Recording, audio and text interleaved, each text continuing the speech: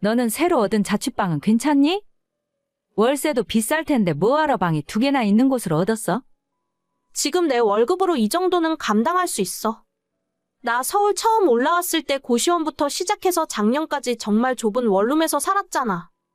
진짜 너무 좁고 수납 공간도 없어서 힘들었어. 난 돈 벌면 꼭 넓은 집에서 살고 싶었거든. 그래도 그렇지 방이 꼭 2개나 필요해? 지금 거기 월세 얼마씩인데? 내가 회사 다니면서 모은 돈이 있어서 반전세로 했어. 월세 얼마 안 내니까 걱정 안 해도 돼. 예전 자취방이랑 비슷해. 지금 만나는 남자친구도 있다면서. 어차피 얼마 안 있으면 결혼도 할 것 같은데 그냥 살던 집에서 살지. 결혼은 못 때 되면 저절로 하는 건 줄 알아? 앞으로 최소 2년 3년은 그럴 일 없으니 걱정 마. 이 집에서 결혼하기 전까지는 쭉 살 거야. 갑자기 혼자 큰 집 살면 외롭고 그러진 않겠어? 그렇다고 남자친구를 집으로 불러들이고 그러면 안 돼. 엄마랑 아빠가 불시에 한 번씩 찾아갈 거야. 엄마는 엄마 딸 못 믿어? 내가 어디 그럴 사람이야? 알아서 잘할 테니까 걱정하지 마셔. 그래, 알겠다. 그나저나 너 소영이 알지? 소영이? 큰고모 조카 소영이? 그래, 소영이. 걔랑 연락하고 지내니?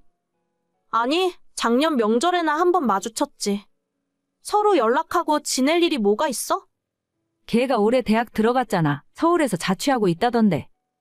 한번 연락해서 밥이라도 사주고 그래라. 내가 왜?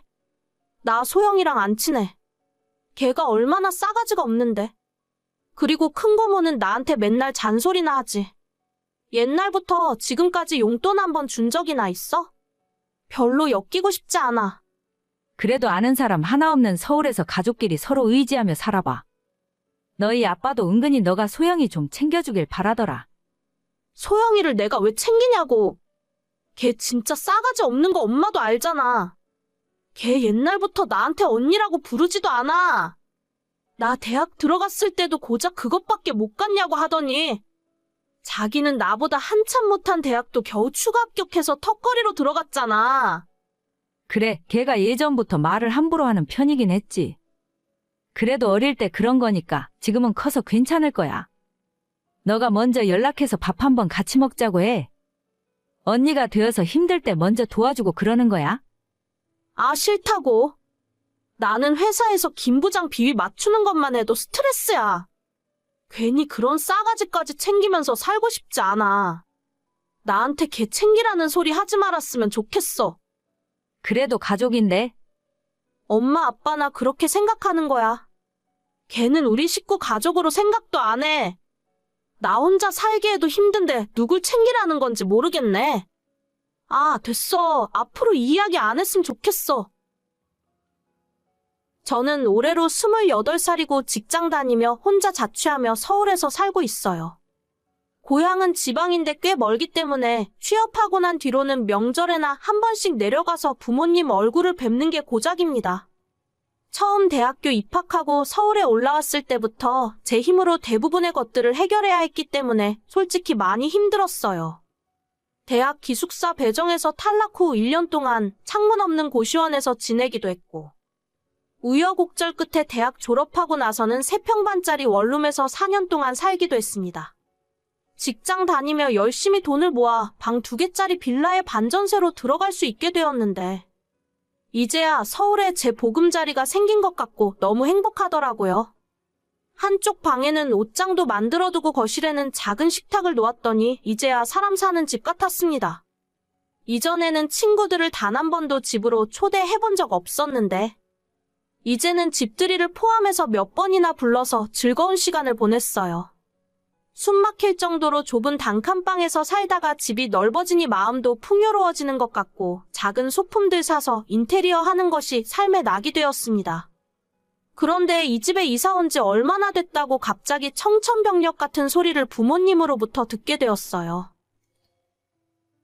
너 퇴근했니? 집이야? 퇴근했지. 아직 집은 아니고 지하철 타고 가는 중. 왜? 무슨 할 말 있어? 아니, 아까 아빠가 그러는데. 큰고모가 소영이 때문에 걱정이 많은 것 같더라? 소영이가 왜? 걔 무슨 사고 쳤어? 사고는 무슨?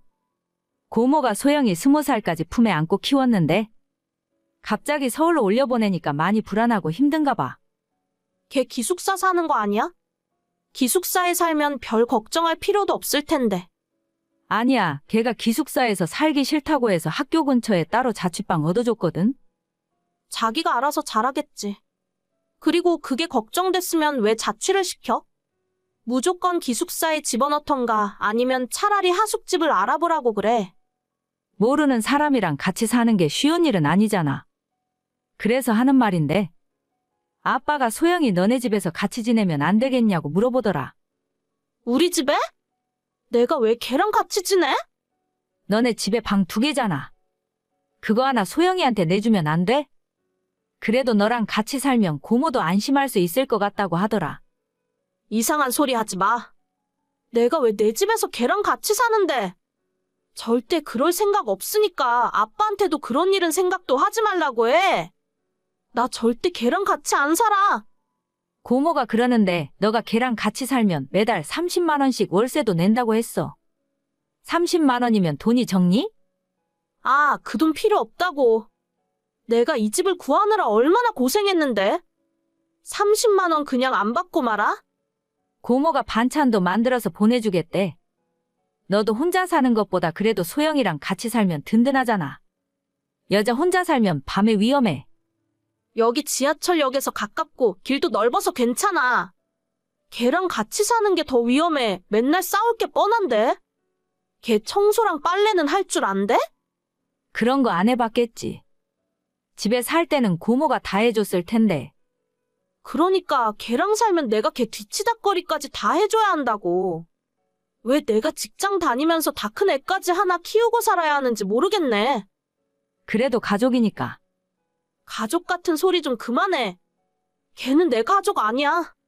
내가 걔랑 밥이라도 한 끼 같이 먹은 적이 있기라나, 한 집에서 단 하루라도 같이 살아본 적이 있기라나. 걔가 왜 내 가족이야? 그럼 남이니? 너는 말을 해도 그렇게 서운하게 하고 그러니? 엄마도 정신 똑바로 차려. 아빠랑 고모한테 무슨 소리를 듣고 이러는 건지 모르겠는데. 걔는 엄마 가족 아니야. 내가 엄마 가족이라고. 왜 나를 희생시켜서 걔를 챙기려고 하는 건데? 너 보고 희생하라는 게 아니잖아. 한 달에 돈도 30만 원씩 생기고 반찬도 보내준다고 하는데 이런 좋은 기회가 어디에 있니? 그렇게 좋은 기회면 엄마가 데리고 가서 살아. 자꾸 이렇게 답답한 소리나 할 생각이면 나한테 연락하지 마. 그냥 추석 때나 내려갈 테니까 그때 봐. 진짜 너 이럴 거야? 아빠가 너한테 실망할 텐데? 실망하고 싶으면 실망하시라고 해. 나도 아빠한테 이미 실망했으니까. 아무튼 내 집에 들일 생각 없으니까 이 이야기는 더 이상 듣고 싶지 않아. 고모가 너한테 꼭 부탁 좀 한다는데?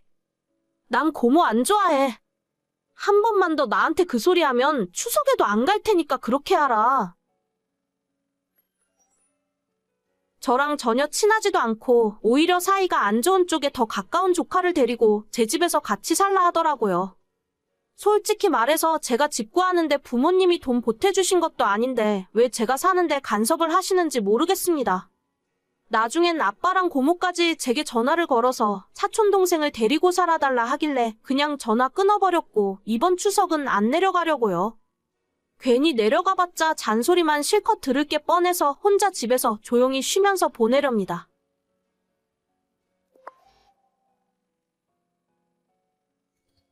안녕하세요. 이번에 경태기 형 소개로 연락드리게 된 박성찬이라고 합니다. 네, 안녕하세요. 저는 린다예요. 노린다. 얘기 듣자 하니 좋은 회사를 다니신다고요? 아, 뭐 좋은 회사까지는 아니고요.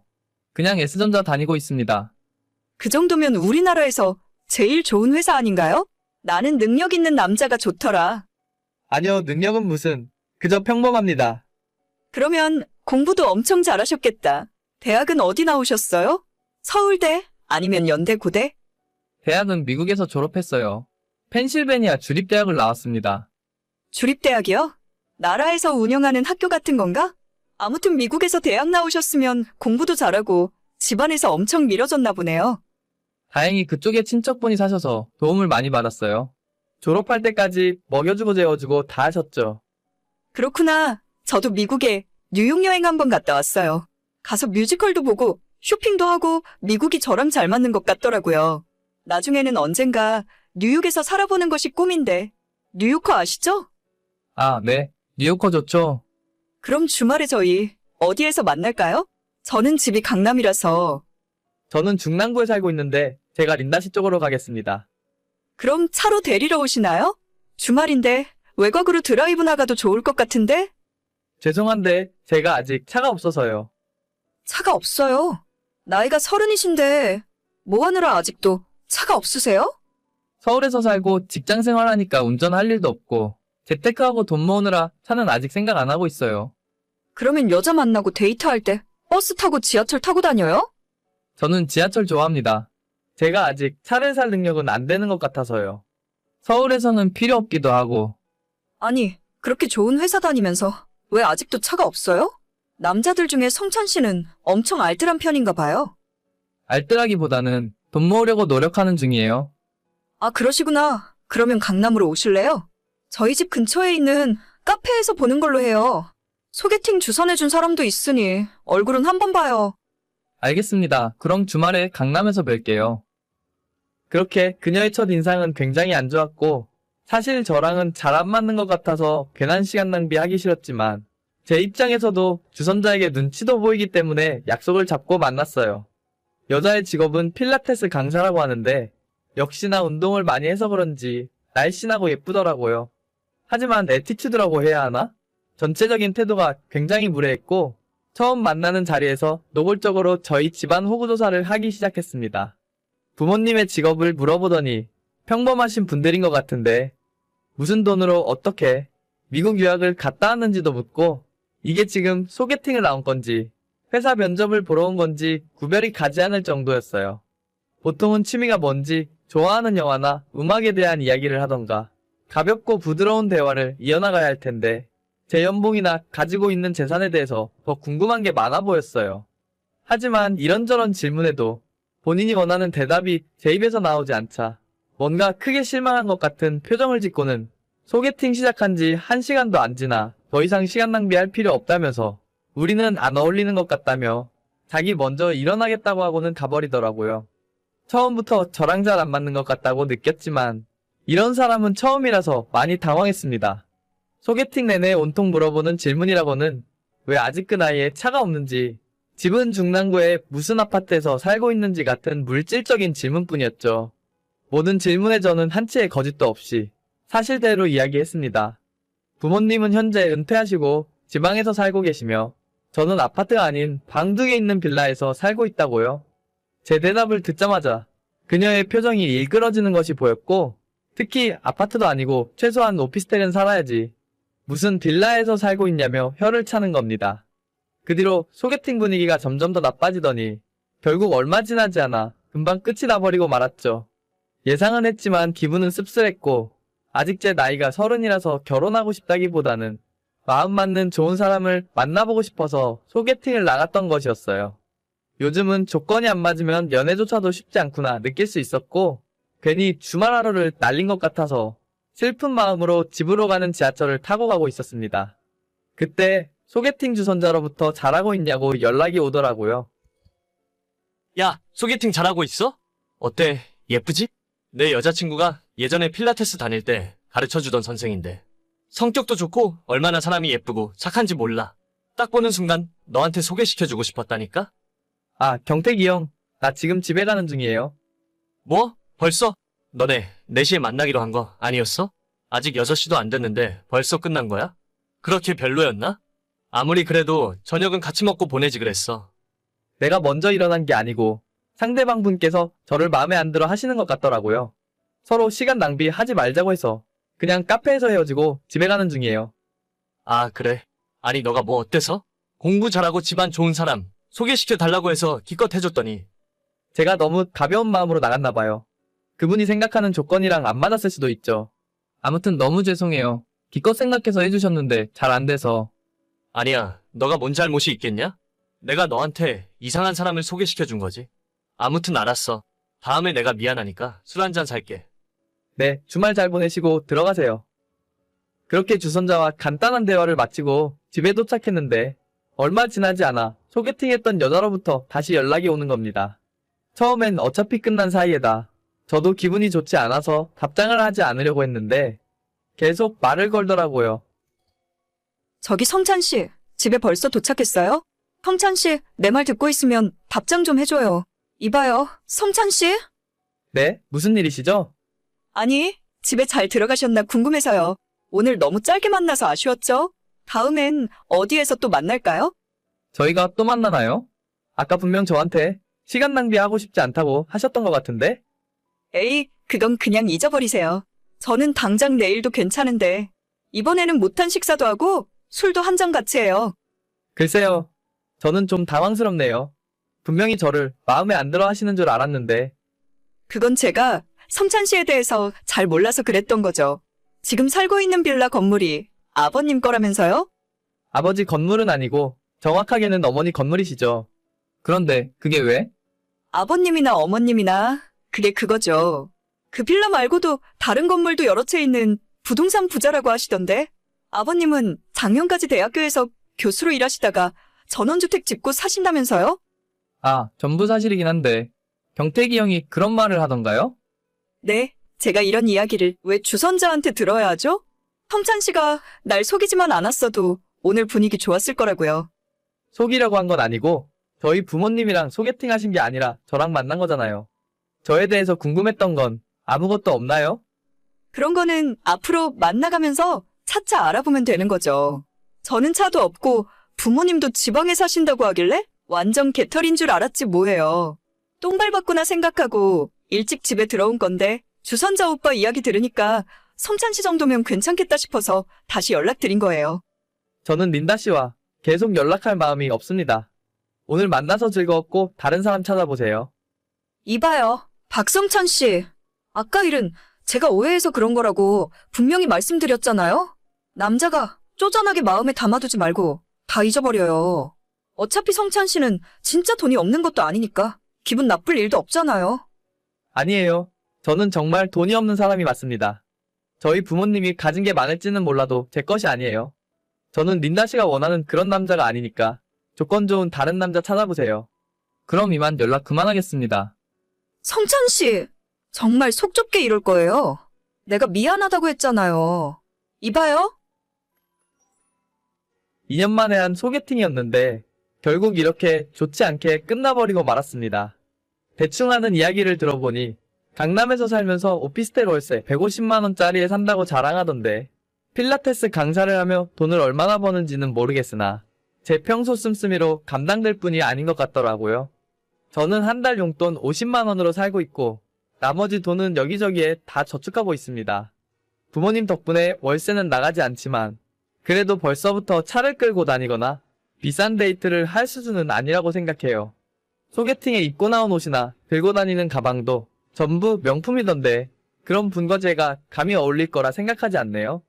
저는 비록 아니지만 저보다 훨씬 잘나고 돈 많이 벌고 좋은 차 타고 다니는 사람 만나셔서 행복하셨으면 좋겠습니다. 오늘의 사연은 여기까지입니다. 구독과 좋아요, 알림 설정은 많은 힘이 됩니다. 다들 행복하시고 좋은 하루 되세요.